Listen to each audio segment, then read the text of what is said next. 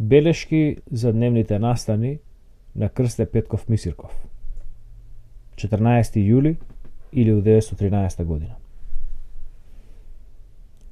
Напишав статија за Голос Москви под наслов "Престижот на Русија на Балканот" со прекори поради кратковидоста на рускиот печат.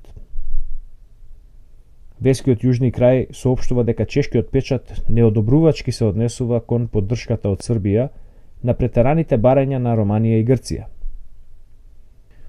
Унион, Српскиот сојуз против Бугарија, го нарекува предавство на словенското дело. Чешки збор бара од србите да ја поддржат Бугарија, за да се зачува на Балканот надмоќта на страната на словените. Фала му на Бога, чесите се разбудија и ги сватија последиците од српското предавство. Рускиот печат се наоѓа во незнаење. Во Лондон се одржа седница на Советот на министрите. Присуствуваа сите министри, освен воениот и првиот лорд на адмиралтетот, кои заминаа на морски маневри, на кои еден од одредите ќе изврши примерен напад на непријателската флота на бреговите на Англија.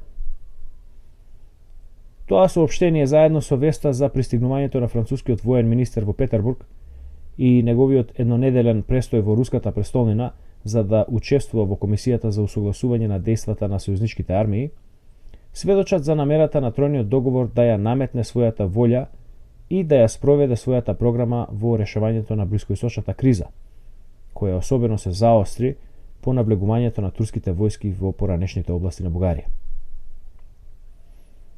Во дворецот се собраа, во присуство на министерот за надворешни работи, представниците на странските големи држави, кон кои царот Фердинанд се обрати со повик до представниците на цивилизацијата и со молба до Европа таа да стави крај на страдањата на жителите, кои бегаат од нивните поранешни угнетувачи што се враќаат.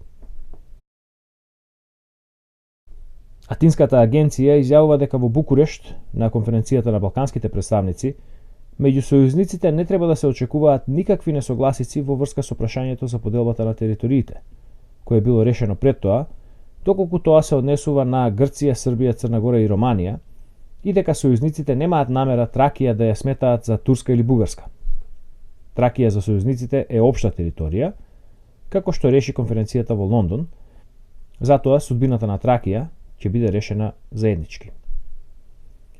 Грција, поддржувана од сојузниците, повеќе од кога и да е, решена е да бара од Бугарија посериозни гаранции за животот, честа и имотот на грчкото население во границите на бугарските владења.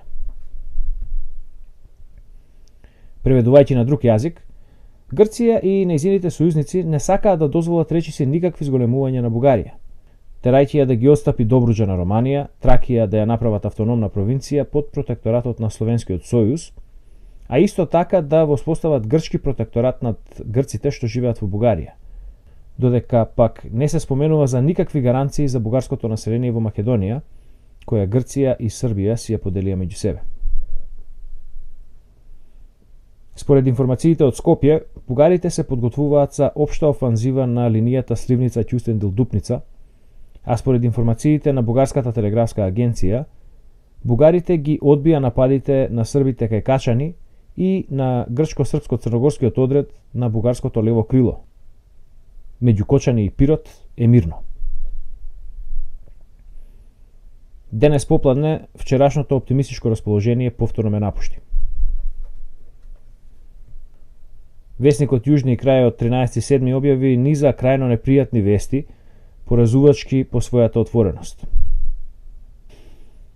Од нив на прво место треба да се стави резолуцијата предложена од господин Башмаков на словенскиот ручек под негово председателство.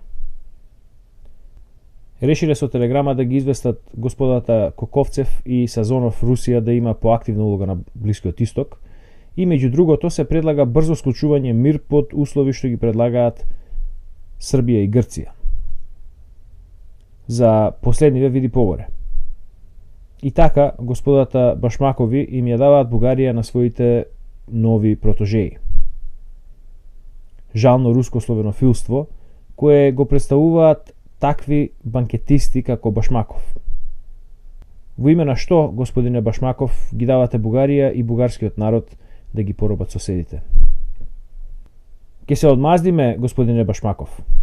Бидете уверени дека ќе се одмаздиме. Навредата и насилството што ни ги извршија слични на вас никогаш нема да ви ги заборави бугарскиот народ, кој знае да ја цени услугата што му е извршена, но исто така не ги заборава смртните навреди како што е таа што му е направена во оваа војна. Вашите планови ќе пропаднат и тие што сакавте да ги направите своји аргати ќе успеат да се заштитат од прерадно вообразените и одмаздолюбиви мешатели на светската надмоќ.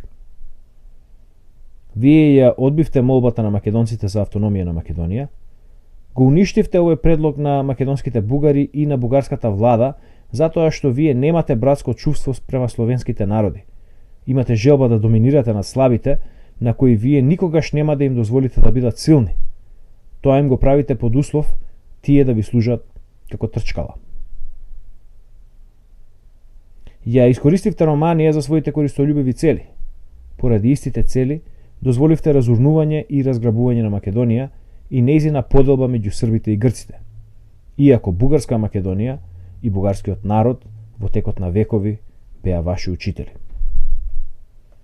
Вие ја поделивте Полска, објаснувајќи дека тоа се случило врз база на различноста на културите, римокатоличката и православната. Но зошто го уништивте бугарскиот народ? За да си го отворите патот за Константинопол? Кутриот и несреќен бугарски народ. Жалните балкански народи кои станаа инструмент на руската политика на поробување. Но уште пожален е русинот, кој живее во робство во сопствениот дом, но воден е од неговите налудничави водачи кон поробување на други народи.